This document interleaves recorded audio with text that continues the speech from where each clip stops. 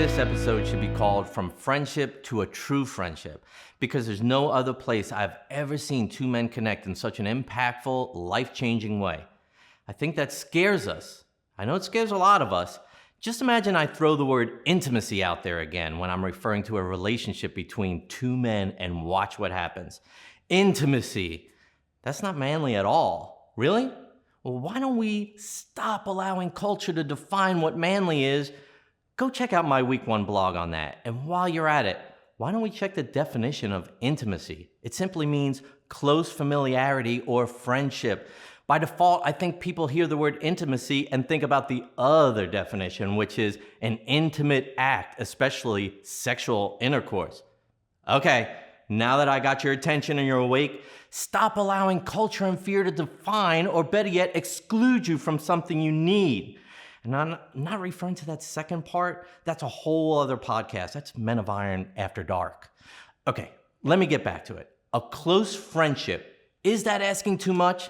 Maybe the problem is that we need to make it simpler and define friendship. We have completely watered down the definition of friendship to the point of clicking a button now makes you my friend. That's a problem.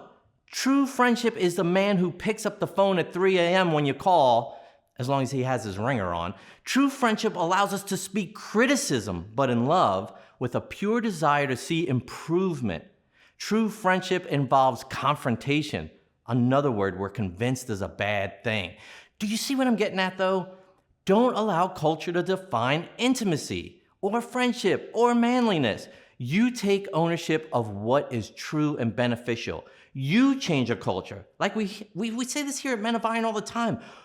Changing a culture one man at a time. That's what it takes. Will you accept that challenge?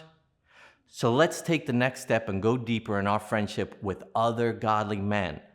Let's also look and see what relationships we have that we need to pull back from a little, or possibly completely. And that's not to judge others. It's to set boundaries for us and to remain or become spiritually healthy. Again, this isn't about ending friendships with non-Christians. It's about making sure we have balance and a good representation of godly men in our close circle. Is there a friend you feel can be your mentor, or a friend you feel you can mentor? Well, ask him. Ask him today. He may be waiting for an opportunity like this. Pray about it. Pray about it today and ask God, what action does he want you to take in all your close friendships? God will move, but he won't move you. You need to take the first step. Pray and act on what God says. If you do, I know you will soon be entering into a true, life-changing experience. And don't rob yourself, and don't let others rob you. Seek deeper friendship and possibly even a mentorship.